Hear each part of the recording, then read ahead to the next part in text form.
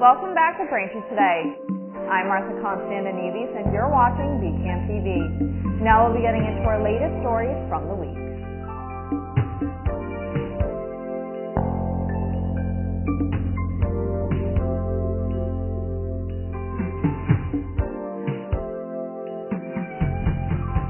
Welcome back to Braintree Today. I'm Martha Konstandinidis and you're watching BCAM TV.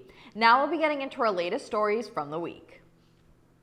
The Israeli military confirmed over the weekend that its ceasefire agreement with Hamas is now in effect, marking the first phase of a peace plan aimed at ending the two-year war.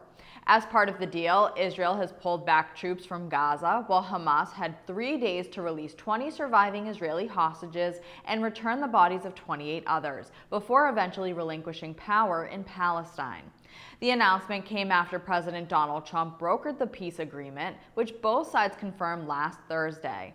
Crowds in Tel Aviv's Hostages Square celebrated the breakthrough, though families of captives expressed both hope and concern about the deal's implementation.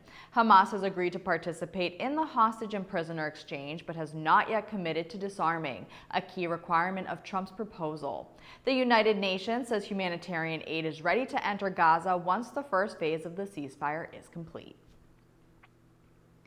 The federal government is facing major workforce cuts as the ongoing shutdown continues, according to the White House Budget Director Russ Vought, who confirmed last Friday that reduction in forced layoffs have officially begun. While the scope of the layoffs remains unclear, both the Department of Education and the Department of Health and Human Services have confirmed staff cuts, with HHS calling them a direct result of the Democrat-led government shutdown. The Trump administration's plan reportedly targets programs not aligned with the president's priorities, though critical services like Social Security, Medicare, and military operations will continue.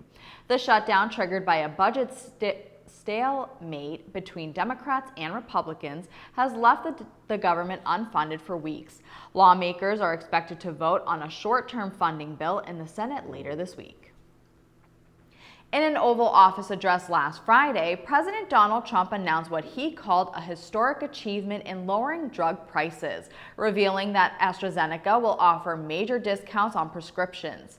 The president said both AstraZeneca and Pfizer will make medications available directly to consumers through a new government website, TrumpRx.gov, which is set to launch in January 2026.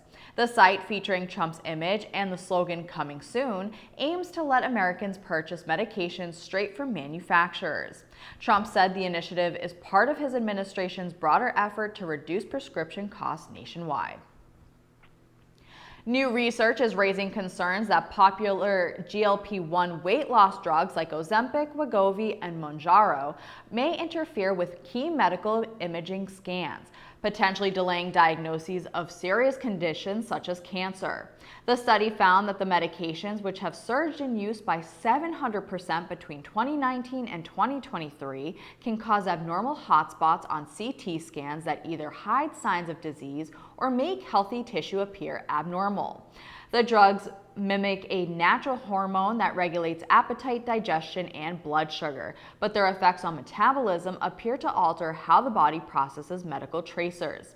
Researchers are now advising patients to temporarily stop taking the medications before undergoing scans and urging imaging teams to record medication histories to prevent misdiagnoses. Mailing costs are going up for the holidays. The U.S. Postal Service said temporary rate hikes took effect on October 5th for services including Priority Mail Express, Parcel Select, and USPS Ground Advantage. The increases, ranging from 40 cents to $7 depending on weight and distance, will stay in place through January 18, 2026. Postal officials say the adjustment, approved by federal regulators, is part of the agency's 10-year plan to modernize operations and stabilize its finances. Thanks for watching Braintree Today. We'll be right back with more after the break. Heading into the city? Don't even think about driving. The T is by far the best value in the city. Park with ease at one of the many MBTA lots or garages with rates that beat anything in the city. You just have to tap your phone or contactless card and ride. No machines, no stress. It's modern, fast, it's easy. And the best part, you get dropped off steps away from where you want to go. Hop off at Park Street, explore the State House, Boston Common, and the Theater District. And don't miss a concert at the Orpheum. Ride smart, ride the T. So many reasons to get on board. Welcome back. Braintree police are investigating an armed robbery after an Uber Eats delivery driver was held at gunpoint by 3 suspects in the Skyline Drive apartment complex late Friday night. Officers say the driver called 911 around 10 p.m. after the suspect stole his vehicle, which was later found abandoned and still running near the complex's management office. Despite an extensive search involving canines, drones, and a state police helicopter, the suspects remain at large. They're described as 3 males, 1 white with red hair, 1 light-skinned, possibly speaking with an accent, and 1 dark-skinned, all wearing hoodies. The victim was not injured, and anyone with information or surveillance footage is urged to contact Braintree Police. At October's Planning Board meeting, discussions continued about the Plain Street property where the RMV was previously located. Frank Marinelli and Steve Shetler, architect from BH+A and others, were there representing Trammell Crow Residential. They gave a brief presentation regarding some revisions from the Planning Department as well as recommendations from the public and abutting neighbors. Here's more from Mr. Marinelli and Mr. Shetler and what's to come. We've made substantial progress on architecture. Since the September 9th meeting, we had a work session with the Planning Department on September 25th. This site is a 30-acre site, the former Armstrong property, and when Trammell redevelops it, we will have well over 50% open space, approximately 58% open space, and a $230 million, over $230 million investment in Braintree. A couple of planning changes that we made in the site plan of the project. One was to divide Building 4 into 2 buildings, 2 smaller buildings, and the other was to make some significant changes to Building 5 in a way that broke up the long facades of that building and to make those in complement to the scale of the other buildings on the site. For Building 5, as was mentioned before, we've opened the east courtyard all the way to the street, basically cut through the corridor system and moved the entrance into that gap. Moving to the architecture, you can see a comparison of where we were a month ago with flat roofs and how we've changed the project and the image of the project, employing gabled roofs and dormers in the facade, looking at it in a little more detail. We've used color in the same way to highlight the facades. This building, Building 1A, the closest to Plain Street, has the amenity space for Phase 1, and that is represented on the first story brick on this corner, and then we have a projecting canopy on the south and east facades. Braintree honored the 250th birthday of the United States Navy on Friday with a special ceremony celebrating the service's deep local roots. The town officially proclaimed October 13, 2025 as United States Navy Day in Braintree, recognizing the contributions of John Adams, John Hancock, and John Quincy Adams in the Navy's founding. Veterans, town officials, and community members gathered to mark the milestone with special recognition given to World War II Navy combat veteran Malcolm Brooks McLeod.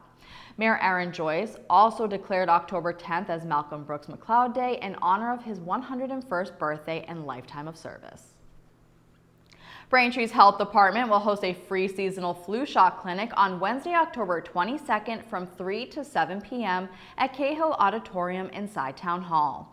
The walk-in clinic is open to adults 18 years and older, as well as students in grades 5 through 12, and no registration is required. Shots will be given on a first-come, first-served basis, and residents are asked to bring their health insurance cards. The Haunted Hollows at Delta is back for its second season in Braintree, promising 2 nights of spooky fun at the historic Masonic building on Washington Street. Unlike last year's guided tour, this time visitors are on their own to explore the haunted halls and grounds on October 24th and 25th. Admission is $12 per person, with warm apple cider and snacks available for purchase. The Braintree Senior Center is offering a full slate of weekly programs and special events for residents 60 years and older this October. Weekly offerings include daily fitness classes, men's coffee hour on Mondays, game day on Tuesdays, the Asian Outreach Group on Wednesdays, quilting and knitting on Thursdays, and movie day on Fridays. For one-day events, the center is holding a cornhole team event on October 20th at 1 p.m., a Medicare open enrollment presentation on October 21st at 1 p.m., and watercolor painting on October 27th at 1 p.m. To sign up for these events, contact the Braintree Senior Center at 781-848-1963. Thank you for watching Braintree Today. We'll be right back with more stories in the area. Well, October is almost here, and that means the Booktober Library Crawl will start soon. Pick up a passport at their public library and then go explore other libraries in the Old Colony Library Network. Remember to get your passport stamped at each library you visit, including ours. This year, the Library Crawl runs from October 1st through October 31st. Participants who visit 5 libraries and collect at least 5 unique stamps on their passports will instantly earn a certificate of participation at the 5th library they visit. Last year, I only made it to 2 other libraries, so this year I hope to do better. The Booktober Library Crawl is free and fun for all ages. Visit malibraryroadtrip.com/OCLN to plan your adventure today. Their public library's English Conversation Circle group stopped meeting over the summer, but weekly meetings will be back on Saturday afternoons starting October 11th. Conversation Circle isn't a class, it's an informal gathering for English language learners to chat, share experiences, and improve together. While it's best for intermediate to advanced learners, beginners are welcome to practice English language and conversation skills in a supportive and friendly environment. It's free and open to the public, no registration needed. And October also means Halloween fun all month long. Join Miss Elizabeth in the children's room for stories, songs, movement, and crafts, starting with Monday story time at the mall on October 6th at 10:30 a.m. Find Miss Elizabeth at the South Shore Plaza play area near the food court the first Monday of every month. Enjoy a spooktacular time at the library during Trick or Treat, Signs and Sweets on Wednesday, October 29th. This popular annual event is tons of fun. Drop in between 5 and 7 p.m. to visit stations in the children's room where kids of all ages can learn a Halloween-themed sign in American Sign Language from teen volunteers and earn a sweet treat. The Halloween fun continues in Logan Auditorium, where we'll have games and a mini dance party to get everyone in the spooky spirit. Costumes are absolutely welcome and encouraged, but not required. And even our local authors are getting in the Halloween spirit. At Mocktails with local fantasy horror authors, a panel of 3 local authors, Jennifer Safrey, Nick Bythrow, and Carla Dash, will talk about their new books and their writing and publishing experience on Tuesday, October 14th, 7 to 8:30 p.m. You can register for the event on our event calendar or just drop in. You can also support local authors and read local at these additional upcoming events at their public library. Coffee with Local Authors on Saturday, October 4th, 11 a.m. to 12:30 p.m. This is a panel discussion on writing and publishing with Paul Uvino, Neil Leibowitz, and Rich Feidelberg. Light refreshments are provided. There is a virtual option available. Advanced registration will be required to receive the Zoom link. Then we have our local author book fair coming up on Saturday, November 8th, 10:30 a.m. to 12 o'clock p.m. The TPL Writers Group will present the 3rd annual local author book fair at their public library. 10% of the proceeds will benefit the Friends of Thayer Public Library. For more information about these events or to see many more upcoming events at the library, visit www.thayerpubliclibrary.org/events. You can also call the reference department at 781-848-0405 or email referencedesk@braintreema.gov. Welcome back to Braintree Today. Now let's get right into more stories. A South Shore family is celebrating a medical miracle after their daughter, born at just 14 ounces, became the first baby at Massachusetts General Hospital to benefit from new feeding technology that helped her grow to 14 pounds. Julia and Jonathan Thompson's daughter, Eloise, was born at 25 weeks and spent 5 months in the NICU, relying on breathing tubes and IVs before doctors introduced the N-Trainer, a device that teaches premature babies how to feed independently. The Thompsons say the technology, combined with the care of MGH's neonatal team, saved their daughter's life. Dr. Amanda Winkler, an MGH neonatologist, said Eloise beat the odds, paving the way for other micro-preemies to use the same breakthrough device. In Quincy, 5 residents have filed a lawsuit in Norfolk Superior Court against the city's Board of Registrars, claiming hundreds of signatures were wrongly disqualified from a petition to put Mayor Thomas Koch's $135,000 raise on the November ballot. The plaintiffs, including organizers from Quincy Citizens for Fair Raises, argues that 1,851 signatures were rejected for ineligibility, even though many included clearly printed names, which state guidelines say should be accepted. The petition initially gathered over 7,100 signatures, but fell short of certification by 828. Quincy City Clerk Nicole Crispo said her office only counted names printed in the signature column, not the printed name column. The group has filed an emergency motion for a court hearing ahead of the November 4th election and has raised more than $21,000 in less than a week to fund the legal challenge, citing strong community support for their cause. Dog owners in Weymouth are celebrating a new pilot program that will allow leashed pets on public beaches for the first time. Mayor Michael Melise signed an executive order last week permitting dogs on George Lane and Wessagusset beaches beginning November 1st. Under the program, dogs will remain leashed at all times, and owners are required to carry proof of rabies vaccination, a current license, and to clean up after their pets. The pilot program runs through April 15th, after which town officials will review its success and determine whether to make the policy permanent. Weymouth will host the Water Lantern Festival at George Lane Beach on Saturday, October 18th, starting at 4:30 p.m.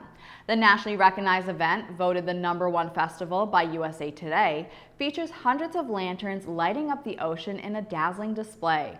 Tickets are available online at waterlanternfestival.com, and organizers say the evening offers music, food trucks, and more. October is Breast Cancer Awareness Month, and Boston's Blue Bikes are turning pink to support the cause. The popular bike share program is rolling out 100 specially wrapped pink bikes featuring ribbon decals, and for every ride taken on one of them, Blue Cross Blue Shield will donate $1 to the Ellie Fund, which provides support to breast cancer patients across Massachusetts. Lyft, which operates Blue Bikes, says once donations hit $10,000, they'll also contribute an additional $10,000.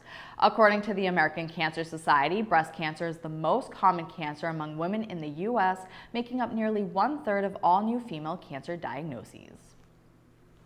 Thanks for watching Braintree Today. We'll be right back with more in sports and entertainment.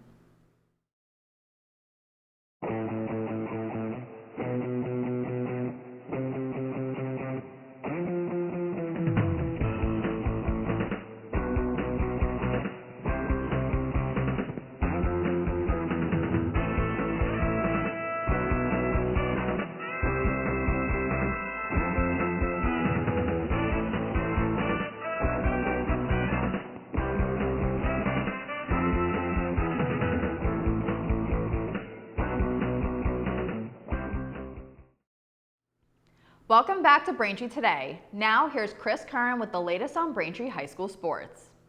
Almost all Braintree sports had a rough go at it this week, starting with the boys soccer team.